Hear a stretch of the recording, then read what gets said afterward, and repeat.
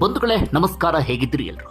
ಬಂಧುಗಳೇ, ಶಿವಮೂರ್ತಿ ಅಲಿಯಾಸ್ ಮುರುಘಾ ಶರಣರಿಗೆ ಸಂಬಂಧಪಟ್ಟ ಹಾಗೆ ದಿನಕ್ಕೊಂದು ವಿಚಾರಗಳು ಗೊತ್ತಾಗ್ತಾ ಇದೆ.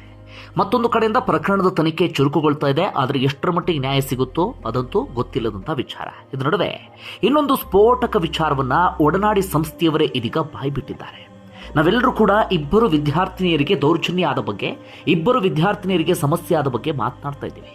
ಆದರೆ ಮುರುಘಾ ಶ್ರೀಗಳಿಂದ ಕೇವಲ ಇಬ್ಬರು ವಿದ್ಯಾರ್ಥಿನಿಯರಿಗೆ ಮಾತ್ರ ದೌರ್ಜನ್ಯ ಆಗಿತ್ತಲ್ಲ ಬಂಧುಗಳೇ, ಸ್ವತಃ ಆ ಇಬ್ಬರು ವಿದ್ಯಾರ್ಥಿನಿಯರು ಒಡನಾಡಿ ಸಂಸ್ಥೆಯ ಮುಂದೆ ಎಲ್ಲವನ್ನೂ ಕೂಡ ಬಿಚ್ಚಿಟ್ಟಿದ್ದಾರೆ.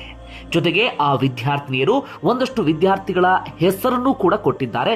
ಇವರಿಗೆ ತೀವ್ರ ಸಮಸ್ಯೆ ಆಗಿದೆ, ಇವರೆಲ್ಲರಿಗೂ ಕೂಡ ದೌರ್ಜನ್ಯ ಆಗಿದೆ, ಪ್ರತಿನಿತ್ಯ ಇವರೆಲ್ಲರಿಗೂ ಕೂಡ ಹಿಂಸೆ ಆಗ್ತಿತ್ತು ಅಂತ ಆ ವಿದ್ಯಾರ್ಥಿಗಳು ಬಾಯ್ಬಿಟ್ಟಿರೋ ಪ್ರಕಾರ ಹೆಚ್ಚು ಕಡಿಮೆ ಅಂದ್ರೂ ಕೂಡ 30 ವಿದ್ಯಾರ್ಥಿಗಳಿಗೆ ನಿರಂತರವಾಗಿ ಮುರುಘಾ ಶ್ರೀಗಳಿಂದ ದೌರ್ಜನ್ಯ ಆಗ್ತೈತಂತೆ, ಕಿರುಕುಳ ಆಗ್ತೈತಂತೆ. ಈ ಕಾರಣಕ್ಕಾಗಿ ಒಡನಾಡಿ ಸಂಸ್ಥೆಯವರು ಹೇಳ್ತಿದ್ದಾರೆ, ಈ ಪ್ರಕರಣದ ತನಿಖೆ ಇನ್ನಷ್ಟು ಗಂಭೀರ ಸ್ವರೂಪವನ್ನು ಪಡೆದುಕೊಳ್ಬೇಕು. ಈ ಪ್ರಕರಣ ಇನ್ನೂ ಕೂಡ ಸಮಗ್ರವಾಗಿ ತನಿಖೆ ಆಗಬೇಕು. ಸದ್ಯಕ್ಕೆ ಇಬ್ಬರು ವಿದ್ಯಾರ್ಥಿನಿಯರ ದೃಷ್ಟಿಯಲ್ಲಿ ಮಾತ್ರ ತನಿಖೆಯನ್ನು ಮಾಡಲಾಗ್ತಾ ಇದೆ. ಆ ಇಬ್ಬರು ವಿದ್ಯಾರ್ಥಿನಿಯರನ್ನ ಮಾತ್ರ ವಿಚಾರಿಸಲಾಗ್ತಾ ಇದೆ, ಕೌನ್ಸಿಲಿಂಗ್ ಮಾಡಲಾಗ್ತಿದೆ, ಅಥವಾ ಏನೇನು ಮಾಡಬೇಕು ಅದೆಲ್ಲವನ್ನು ಕೂಡ ಮಾಡಲಾಗ್ತಾ ಇದೆ. ಆದರೆ ಅಷ್ಟಕ್ಕೆ ಸೀಮಿತ ಆಗಬಾರದು ಅಂತ ಒಡನಾಡಿ ಸಂಸ್ಥೆಯವರು ಆಗ್ರಹಿಸ್ತಾ ಇದ್ದಾರೆ. ಆದರೆ ಒಡನಾಡಿ ಸಂಸ್ಥೆಯವರ ಆಗ್ರಹಕ್ಕೆ ಪೊಲೀಸರು ಯಾವುದೇ ರೀತಿಯಲ್ಲೂ ಕೂಡ ಸೊಪ್ಪನ್ನು ಹಾಕಿಲ್ಲ. ಪೊಲೀಸರು ಯಾವುದೇ ರೀತಿಯಲ್ಲೂ ಕೂಡ ಮಣೆ ಹಾಕುವಂತ ಕೆಲಸವನ್ನ ಮಾಡಿಲ್ಲ. ಇದು ಸಾಕಷ್ಟು ಅನುಮಾನವನ್ನು ಕೂಡ ಮೂಡಿಸ್ತಾ ಇದೆ. ಯಾವ ಕಾರಣಕ್ಕಾಗಿ ಗಂಭೀರವಾಗಿ ತೆಗೆದುಕೊಳ್ತಿಲ್ಲ ಅಂತ. ಗಂಭೀರವಾಗಿ ತೆಗೆದುಕೊಂಡಿದ್ದೇ ಆದಲ್ಲಿ ಇಷ್ಟೊತ್ತಿನೊಳಗಾಗಿ ಪೊಲೀಸರು ಏನ್ ಮಾಡಬೇಕಿತ್ತು ಅಂದ್ರೆ, ಆ 30 ವಿದ್ಯಾರ್ಥಿಗಳು ಯಾರು ಅನ್ನೋದನ್ನ ಗುರುತಿಸಿ, ಅಂದ್ರೆ ಇಬ್ಬರು ವಿದ್ಯಾರ್ಥಿನಿಯರು ಯಾರ ಹೆಸರನ್ನ ಹೇಳ್ತಾರೆ ಅವರೆಲ್ಲರನ್ನೂ ಕೂಡ ಗುರುತಿಸಿ ಅವರನ್ನು ಕೂಡ ಕೌನ್ಸಿಲಿಂಗ್ಗೆ ಒಳಪಡಿಸಬೇಕಿತ್ತು. ನಿಮಗಾದಂಥ ಹಿಂಸೆ ಏನು, ಯಾವ ರೀತಿಯಾದಂಥ ದೌರ್ಜನ್ಯ ಆಗಿತ್ತು, ಯಾವ ರೀತಿಯಾದಂಥ ಕಿರುಕುಳ ನಿಮ್ಗೆ ಆಗ್ತಿತ್ತು ಅಂತ ಹೇಳಿ ಪ್ರಶ್ನಿಸುವಂತ ಕೆಲಸವನ್ನ, ಕೌನ್ಸಿಲಿಂಗ್ ಮಾಡುವಂತ ಕೆಲಸವನ್ನ ಪೊಲೀಸರು ಮಾಡಬೇಕಾಗಿತ್ತು. ಇಷ್ಟು ದಿನಗಳ ಕಾಲ ಆ ವಿದ್ಯಾರ್ಥಿಗಳಿಗೆ ಯಾವುದೇ ರೀತಿಯಲ್ಲೂ ಕೂಡ ಧೈರ್ಯ ಬಂದಿಲ್ಲ, ಮಾತನಾಡಿಲ್ಲ ಅಥವಾ ವಾಯ್ಸ್ ರೈಸ್ ಮಾಡುವಂತ ಕೆಲಸವನ್ನ ಮಾಡಿಲ್ಲ. ಆದ್ರೆ ಈ ಇಬ್ಬರು ವಿದ್ಯಾರ್ಥಿನಿಯರು ಧ್ವನಿ ಎತ್ತಿದ ನಂತರ ಅವರೆಲ್ಲರಿಗೂ ಕೂಡ ಒಂದು ಧೈರ್ಯ ಬಂದಿರುತ್ತೆ, ನಮಗೆ ನ್ಯಾಯ ಸಿಗುತ್ತೆ ಎನ್ನುವಂತ ಒಂದು ನಂಬಿಕೆ ಬಂದಿರುತ್ತೆ. ಕೌನ್ಸಿಲಿಂಗ್ ಮಾಡಿದ್ದೇ ಆದಲ್ಲಿ 100ಕ್ಕೆ 100ರಷ್ಟು ಆ ವಿದ್ಯಾರ್ಥಿಗಳು ಬಾಯ್ಬಿಡ್ತಾ ಇದ್ರು. ಬಂಧುಗಳೇ, ಇನ್ನೊಂದು ಇಂಟ್ರೆಸ್ಟಿಂಗ್ ಸಂಗತಿ ಏನ್ ಗೊತ್ತಾ, ಆ ವಿದ್ಯಾರ್ಥಿನಿಯರೇ ಒಡನಾಡಿ ಸಂಸ್ಥೆಯ ಮುಂದೆ ಹೇಳ್ಕೊಂಡಿದ್ದಾರೆ. ಯಾಕಂತೆ ಗೊತ್ತಾ, ಇಲ್ಲಿವರೆಗೂ ಕೂಡ ವಿದ್ಯಾರ್ಥಿಗಳು ಧ್ವನಿ ಎತ್ತಿಲ್ಲ. ಅವರೆಲ್ಲರಲ್ಲೂ ಕೂಡ ಒಂದು ಭಾವನೆ, ಒಂದು ಮನಸ್ಥಿತಿ ಇದೆಯಂತೆ. ನಾವು ಕಷ್ಟದಲ್ಲಿ ಇದ್ದಂಥ ಸಂದರ್ಭದಲ್ಲಿ ಅಥವಾ ನಮಗೆ ತೀರಾ ಬಡತನ ಇದ್ದಂಥ ಸಂದರ್ಭದಲ್ಲಿ ಈ ಮಠ ಆಶ್ರಯವನ್ನ ಕೊಟ್ಟಿದೆ, ಮಠ ಶಿಕ್ಷಣವನ್ನ ಕೊಟ್ಟಿದೆ, ಮಠ ಬದುಕನ್ನ ಕೊಟ್ಟಿದೆ. ಇಂತಹ ಮಠದ ಪೀಠಾಧ್ಯಕ್ಷರಾದಂಥ ಮುರುಘಾ ಶರಣರ ಬಗ್ಗೆ ನಾವು ಧ್ವನಿ ಎತ್ತಬಾರದು. ನಾವೇನಾದ್ರೂ ಧ್ವನಿ ಎತ್ತಿದ್ದೇ ಆದಲ್ಲಿ ಅಥವಾ ದೌರ್ಜನ್ಯಕ್ಕೆ ಸಂಬಂಧಪಟ್ಟ ಹಾಗೆ ಮಾತನಾಡಿದ್ದೇ ಆದಲ್ಲಿ ಮಠದ ಹೆಸರು ಹಾಳಾಗ್ಬಿಡುತ್ತೆ. ನಮಗೆ ಅನ್ನ ಕೊಟ್ಟಂತಹ ಈ ಸಂಸ್ಥೆ ಅಥವಾ ಈ ಮಠ ಇದೆಯಲ್ಲ, ಇದರ ವಿಚಾರ ಎಲ್ಲ ಕಡೆಗಳಲ್ಲೂ ಕೂಡ ಚರ್ಚೆಗೆ ಗ್ರಾಸವಾಗಿ ಮಠಕ್ಕೊಂದು ಕಪ್ಪು ಚುಕ್ಕೆ ಬರುತ್ತೆ ಅನ್ನೋದು ಅವರೆಲ್ಲರ ಮನಸ್ಥಿತಿ ಆಗಿತ್ತಂತೆ. ಮತ್ತೊಂದು ಕಡೆಯಿಂದ ಮುರುಘಾ ಶ್ರೀಗಳು ಪ್ರಭಾವಿಗಳು ಎನ್ನುವಂತಹ ಭಾವನೆ ಅವರಲ್ಲಿ ಹಾಸು ಹೊಕ್ಕಾಗ್ಬಿಟ್ಟಿದೆ. ನಾವು ಏನೇ ಮಾತನಾಡಿದ್ರು ಕೂಡ ಪ್ರಯೋಜನ ಇಲ್ಲ ಎನ್ನುವಂತ ಮನಸ್ಥಿತಿಗೆ ಅವರೆಲ್ಲರೂ ಕೂಡ ಬಂದ್ಬಿಟ್ಟಿದ್ದಾರೆ. ಈ ಮೂಲಕ ಸ್ಪಷ್ಟವಾಗಿ ಗೊತ್ತಾಗ್ತಿದೆ ಬಂಧುಗಳೇ, ಅಲ್ಲಿ ದೌರ್ಜನ್ಯಕ್ಕೆ ಒಳಗಾಗಿದ್ದು ಸದ್ಯ ದೂರು ಕೊಟ್ಟಿರುವಂತಹ ಇಬ್ಬರು ವಿದ್ಯಾರ್ಥಿನಿಯರು ಮಾತ್ರ ಅಲ್ಲ, ಹೆಚ್ಚು ಕಡಿಮೆ 30 ವಿದ್ಯಾರ್ಥಿಗಳು. ಅದರಲ್ಲಿ ಈ ಹಿಂದೆ ಒಂದು 5ರಿಂದ 6 ವಿದ್ಯಾರ್ಥಿಗಳಿಗೆ ಗರ್ಭಚೀಲಕ್ಕೂ ಕೂಡ ಕತ್ತರಿ ಹಾಕುವಂತ ಕೆಲಸವನ್ನ ಮಾಡಲಾಗಿದೆ.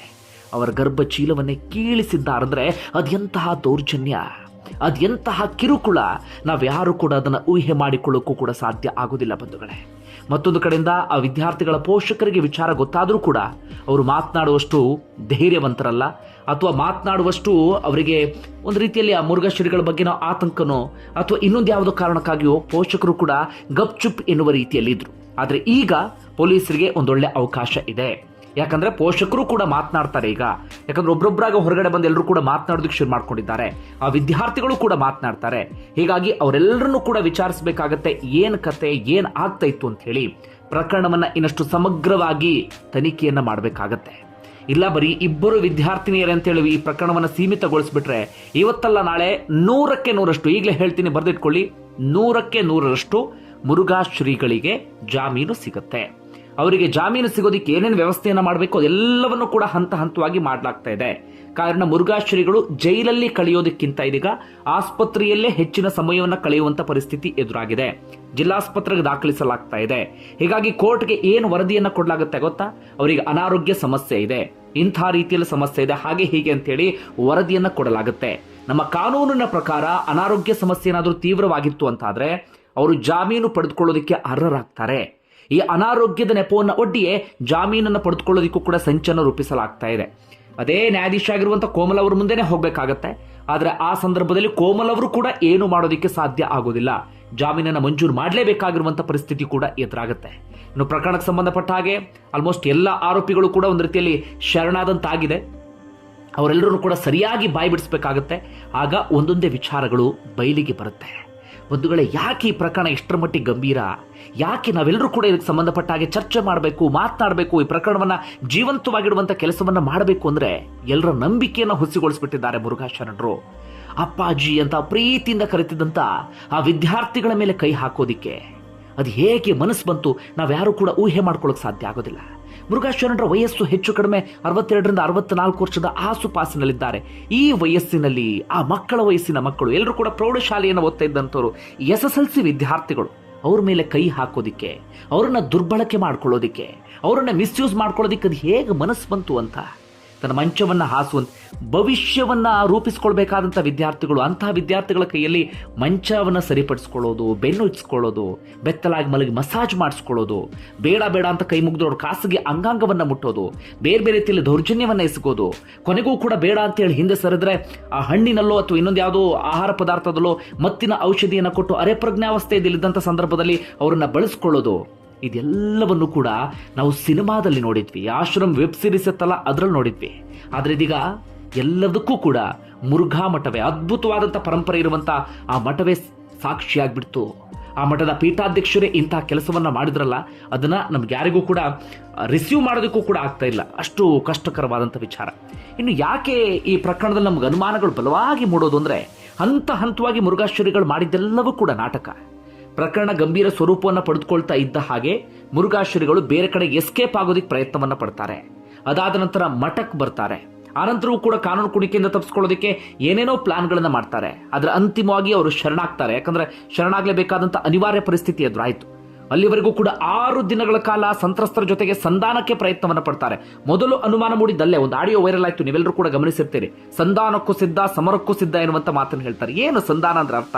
ತಪ್ಪು ಮಾಡಿದಾಗ ಮಾತ್ರ ಸಂಧಾನದ ಮಾತು ಬರುತ್ತೆ, ಇಲ್ಲ ಅಂತಾದ್ರೆ ಸಂಧಾನದ ಮಾತು ಎಲ್ಲೂ ಕೂಡ ಬರೋದಿಲ್ಲ. ಆಗ್ಲೇ ಗೊತ್ತಾಯ್ತು 100ಕ್ಕೆ 100ರಷ್ಟು ಈ ಸ್ವಾಮೀಜಿ ತಪ್ಪನ್ನು ಮಾಡಿದ್ದಾರೆ ಅಂತ ಹೇಳಿ. ಆನಂತರ ಏನಾಯ್ತು? ಆನಂತರ ಅರೆಸ್ಟ್ ಆದ ಬಳಿಕವೂ ಕೂಡ, ನ್ಯಾಯಾಂಗ ಬಂಧನಕ್ಕೆ ನೀಡಿದ ಬಳಿಕವೂ ಕೂಡ ಬೆಳಗ್ಗೆ ಅನಾರೋಗ್ಯ ಅಂತ ಹೇಳಿ ನಾಟಕ. ಅದಾದ ನಂತರ ಆಸ್ಪತ್ರೆಗೆ ದಾಖಲು, ಜಯದೇವ ಆಸ್ಪತ್ರೆಗೆ ಶಿಫ್ಟ್ ಮಾಡೋದಕ್ಕೆ ಒಂದಷ್ಟು ಪ್ಲಾನು, ಆನಂತರವೂ ಕೂಡ ಏನೇನೋ ಒಂದಷ್ಟು ಬೆಳವಣಿಗೆ, ಆನಂತರ ಕಟಕಟೆಯಲ್ಲಿ ನಿಂತ ಸಂದರ್ಭದಲ್ಲಿ ಕಣ್ಣೀರು ಹಾಕುವಂತ ನಾಟಕ. ಇದೆಲ್ಲವೂ ಕೂಡ ಪ್ರಕರಣವನ್ನ ಇನ್ನಷ್ಟು ಪುಷ್ಟಿ ನೀಡ್ತಾ ಇದೆ, ನಿಜವಾಗ್ಲೂ ತಪ್ಪು ಮಾಡಿದ್ದಾರೆ ಅಂತ. ಅದಾದ ನಂತರ ಇದಕ್ಕೆ ಸಂಬಂಧಪಟ್ಟಾಗೆ ಧ್ವನಿ ಎತ್ತುವಂತ ಮಾಧ್ಯಮಗಳ ಬಾಯಿ ಮುಚ್ಚುವಂತ ಕೆಲಸ ಕೋರ್ಟಿಂದ ತಡೆಯಾಜ್ಞೆ ತರ್ತಾರೆ. ನನ್ನ ಬಗ್ಗೆ ಯಾರು ಕೂಡ ಯಾವುದೇ ವಿಚಾರವನ್ನ ಮಾತನಾಡಬಾರ್ದು, ಯಾವುದೇ ವಿಚಾರವನ್ನ ಪ್ರಸ್ತಾಪ ಮಾಡಬಾರ್ದು ಅಂತ.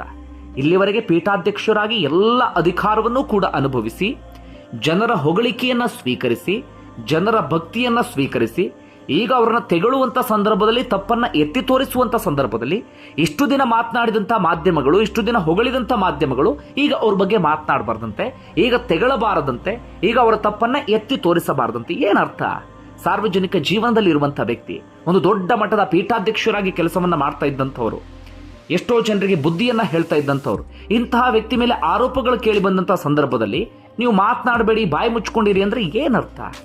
ಇದೇನು ಸರ್ವಾಧಿಕಾರ ಧೋರಣೆಯ? ಇದು ಪ್ರಜಾಪ್ರಭುತ್ವ ರಾಷ್ಟ್ರ. ನಿಮ್ಮನ್ನ ಹೊಗಳಿದಂಥವರಿಗೆ ನಿಮ್ಮನ್ನ ತೆಗಳುವಂತ ಅಧಿಕಾರ ಇದೆ. ನಿಮ್ಮನ್ನ ಭಕ್ತಿಯಿಂದ ಆರಾಧಿಸಿದಂತ ಜನರಿಗೆ ನಿಮ್ಮನ್ನ ಪ್ರಶ್ನೆ ಮಾಡುವಂತ ಹಕ್ಕಿದೆ, ಅವಕಾಶ ಇದೆ. ಅದಕ್ಕೆ ನೀವು ಅವಕಾಶವನ್ನು ಮಾಡಿಕೊಡ್ಬೇಕಿತ್ತು ಗುರುಗಳೇ, ಸ್ವಾಮೀಜಿಗಳೇ. ಕಾವಿಧಾರಿಗಳು ನೀವು, ಸಾಧ್ವಿಗಳು ನೀವು. ನೀವೆಲ್ಲದಕ್ಕೂ ಕೂಡ ನಿಮ್ಮನ್ನು ನೀವು ಒಡ್ಕೊಳ್ಬೇಕಾಗತ್ತೆ. ಅಗ್ನಿ ಪರೀಕ್ಷೆಗೆ ಸದಾಕಾಲ ಸಿದ್ಧರಾಗಿರ್ಬೇಕಾಗತ್ತೆ. ಇಲ್ಲ ಅಂತಂದ್ರೆ ನಿಮ್ಮನ್ನ ಅಂತ ಪೀಠಾಧ್ಯಕ್ಷ ಸ್ಥಾನದಲ್ಲಿ ಕುತ್ಕೊಳ್ಳಿ ಅಂತ ಯಾರು ಕೂಡ ಹೇಳಿಲ್ಲ. ನಿಮ್ಮ ಯಾರು ಕೂಡ ಕಾಲಿಗೆ ಬಿದ್ದು ಬೇಡ್ಕೊಂಡಿಲ್ಲ, ನೀವೇ ನಮ್ಮ ಪೀಠಾಧ್ಯಕ್ಷರಾಗಬೇಕು ಅಂತ. ಪೀಠಾಧ್ಯಕ್ಷರಾದ ನಂತರ ಎಲ್ಲ ಸವಾಲುಗಳನ್ನು ಕೂಡ ಎದುರಿಸಬೇಕಾಗತ್ತೆ. ಈಗ ಮಾಧ್ಯಮಗಳೆಲ್ಲ ಬಾಯಿ ಮುಚ್ಚಿಸುವಂತ ಕೆಲಸವನ್ನ ಮಾಡೋದಲ್ಲ. ನೀವೆಷ್ಟೇ ಬಾಯಿ ಮುಚ್ಚಿಸಿದ್ರು ಧ್ವನಿ ಎತ್ತೋದಕ್ಕೆ ಒಂದಷ್ಟು ಜನ ಇದ್ದೇ ಇರ್ತಾರೆ. ಈ ಕಾರಣಕ್ಕಾಗಿ ಒಂದಷ್ಟು ಜನ ಧ್ವನಿ ಎತ್ತುತ್ತಾ ಇದ್ದಾರೆ. ಅಂಥವ್ರಿಗೆಲ್ಲರಿಗೂ ಕೂಡ ನಾವು ಈ ಸಂದರ್ಭದಲ್ಲಿ ಶಹಬಾಸ್ ಅಂತ ಹೇಳಲೇಬೇಕು. ಇನ್ನು ನಾನು ಶಾರ್ಟ್ ಆಗಿ ಕೊನೆಯದಾಗಿ ಮುರುಘಾ ಶ್ರೀಗಳ ಹಿನ್ನೆಲೆಯನ್ನು ಹೇಳ್ತೀನಿ. ಯಾಕಂದ್ರೆ ಇಲ್ಲಿವರೆಗೆ ಯಾವುದೇ ವಿಡಿಯೋದಲ್ಲೂ ಕೂಡ ನಾವು ಆ ವಿಚಾರವನ್ನ ಪ್ರಸ್ತಾಪ ಮಾಡಿಲ್ಲ. ಮುರುಘಾ ಶ್ರೀಗಳು ಮೂಲತಃ ಚಿತ್ರದುರ್ಗದ ಗೊಡಬನಾಳ್ ಅನ್ನೋಲ್ಲಂತಲ್ಲಿ ಜನಿಸ್ತಾರೆ. 1958ರಲ್ಲಿ ಅವ್ರ ಜನನ ಆಗತ್ತೆ. ಅಪ್ಪ ಅಮ್ಮ ಇಬ್ರು ಕೂಡ ಮುರುಘಾ ಮಠದ ಪರಮ ಭಕ್ತರಾಗಿರ್ತಾರೆ. ಹೀಗಾಗಿ ಮುರುಘಾ ಶ್ರೀಗಳನ್ನ ಮಠಕ್ಕೆ ಕರ್ಕೊಂಡು ಬಂದು ಬಿಟ್ಟು ಹೋಗ್ತಾರೆ.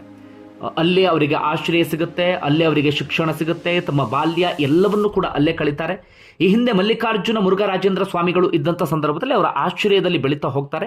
ಇವರು ಜೊತೆಗೆ ಬಸವರಾಜನ್ ಮಾಜಿ ಶಾಸಕರು ಇಬ್ಬರು ಕೂಡ ಒಟ್ಟೊಟ್ಟಿಗೆ ಮಟ್ಟದಲ್ಲಿ ಬೆಳೆದಂಥವರು.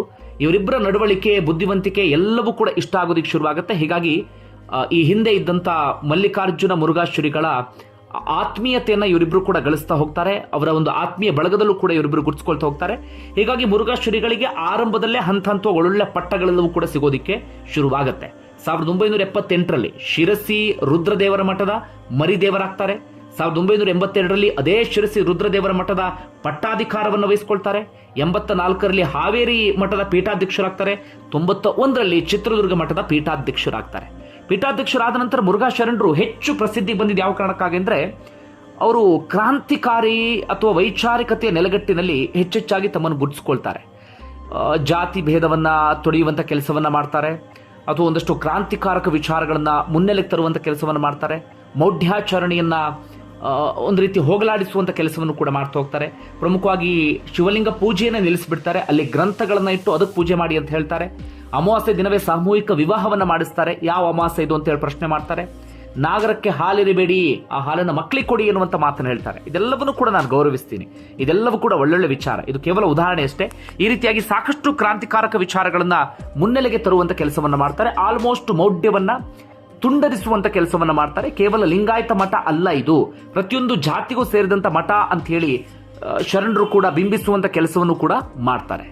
ಆದ್ರೆ ಇಷ್ಟು ದಿನ ಅದೆಲ್ಲವನ್ನು ಕೂಡ ನೋಡ್ತಿದ್ದ ಸಂದರ್ಭದಲ್ಲಿ ಅವ್ರ ಬಗ್ಗೆ ಒಳ್ಳೆ ಗೌರವ ಭಕ್ತಿ ಎಲ್ಲವೂ ಕೂಡ ಇತ್ತು. ಆದ್ರೆ ಈಗ ಅನಿಸ್ತಾ ಇದೆ ಅದೆಲ್ಲವೂ ಕೂಡ ಮುಖಕ್ಕೆ ಹಾಕೊಂಡಿರುವಂತ ಬಂಡವಾಳವ ಹಾಗಾದ್ರೆ, ಮುಖಕ್ಕೆ ಹಾಕೊಂಡಿರುವಂತ ಮುಖವಾಡವ ಹಾಗಾದ್ರೆ ಈಗ ಬಂಡವಾಳ ಎಲ್ಲವೂ ಕೂಡ ಬಯಲಾಗ್ತಿದ್ಯಾ ಎನ್ನುವಂತ ಪ್ರಶ್ನೆ ಮೂಡ್ತಾ ಇದೆ. ಬಂಧುಗಳೇ, ನಿಮ್ಗೆ ಏನ್ ಅನ್ಸುತ್ತೆ ಈ ಪ್ರಕರಣಕ್ಕೆ ಸಂಬಂಧ